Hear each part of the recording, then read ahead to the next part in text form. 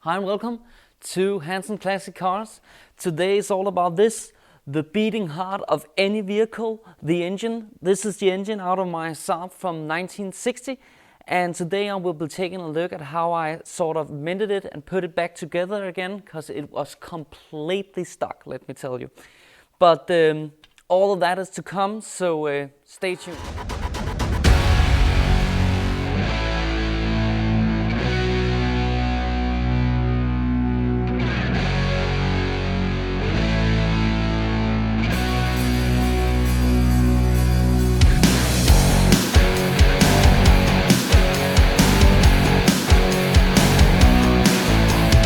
Let me start off with saying, if you like what I'm doing, please go down below and push subscribe so you're notified if there comes up any new video and any new content.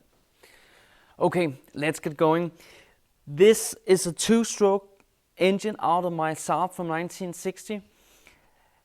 It didn't look like this when the motor came out of the vehicle, let me tell you. Every cylinder in the top of this engine was completely stuck. Like you couldn't move anything whatsoever.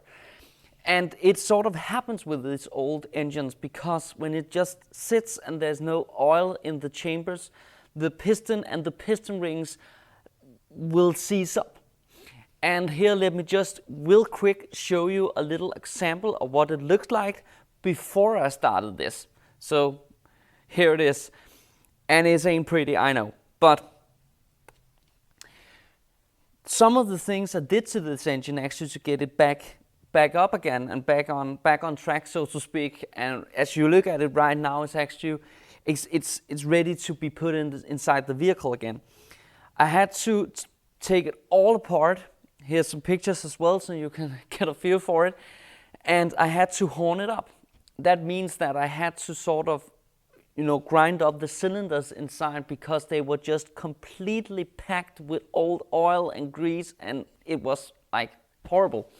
So I used this, and guys, I would definitely recommend, if you like doing stuff like I am at home with your vintage cars, I will say if you have an engine like this and it's seized up and the bores are worn out, use this, because this tool actually gives you a much more cleaner surface because it's square.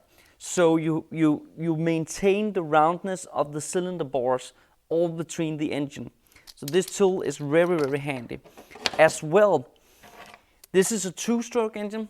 That means that there is no oil pump.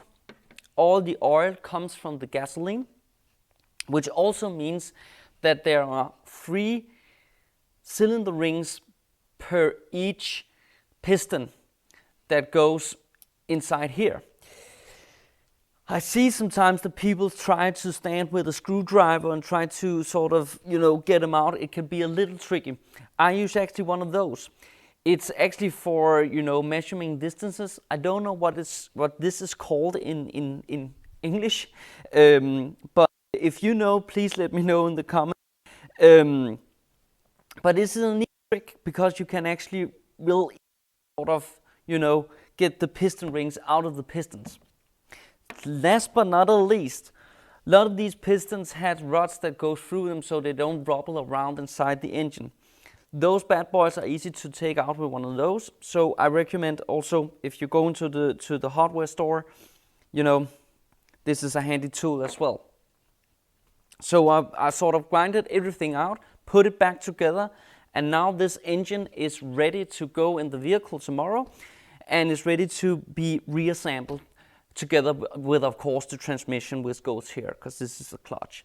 So it's gonna be interesting, so stay tuned. Of course, I will be back again with a video when the engine is in the car and the fenders are hood on, and you said that in another video. So yeah.